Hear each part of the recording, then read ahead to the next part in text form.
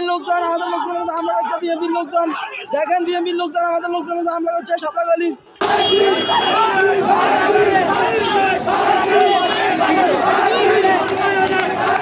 2 ঘন্টার মধ্যে গ্রেপ্তার করা না হলে আমি থানা ঘেরাও করব।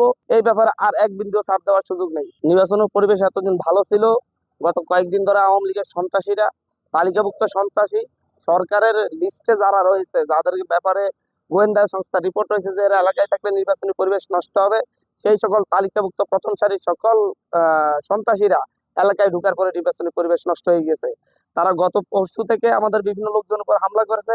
আজকেও ফেরিঘাট উদ্বোধনী অনুষ্ঠানের ওখানে আমাদের লোকজন উপর হামলা করেছে, তাদেরকে ফেরি থেকে ফেলে দিয়েছে। আমরা এর তীব্র নিন্দা জানাই এবং এটার সুরাহা না হলে, লীগের এই সকল তালিকাভুক্ত সরকারি তালিকাভুক্ত সন্ত্রাসীদের গ্রেপ্তার করা না হলে, আমি 2 ঘন্টার মধ্যে গ্রেপ্তার করা না হলে আমি থানা ঘেরাও করব। প্রয়োজনে এসপি অফিস ঘেরাও হবে, ডিসি অফিসও ঘেরাও হবে। এই ব্যাপারে আর এক বিন্দু ছাড় দেওয়ার সুযোগ নেই। সে প্রথম দিন থেকে আমি প্রশাসনকে আহ্বান করেছি এই সকল সন্ত্রাসীদেরকে গ্রেপ্তার করার জন্য, কিন্তু প্রশাসন এই ব্যাপারে নির্বিকার ছিল।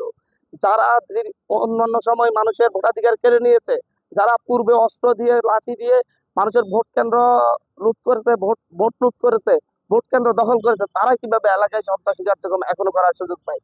সরকার নির্বাচন সুষ্ঠু করার স্বার্থে তৎকালীন সময়ে 14, 18, 24-এ যারা সহকারী রিটার্নিং অফিসার এবং রিটার্নিং অফিসার দায়িত্ব পালন করছে তাদেরকে নির্বাচনী কার্যক্রম থেকে সরিয়ে নিয়েছে। অথচ যারা সন্ত্রাসী কার্যক্রম করে ভোট কেন্দ্র দখল করেছে তাদের বিরুদ্ধে সরকার নির্বিকার।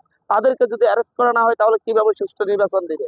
সুতরাং আমি সরকারকে 2 ঘন্টা আলটিমেটাম দিলাম, এই সকল শীর্ষ সন্ত্রাসীদেরকে যদি গ্রেপ্তার করা না হয় তাহলে আমি নিজে একা থানার সামনে বসে থাকবো যতক্ষণ পর্যন্ত না এদেরকে গ্রেপ্তার করা হবে।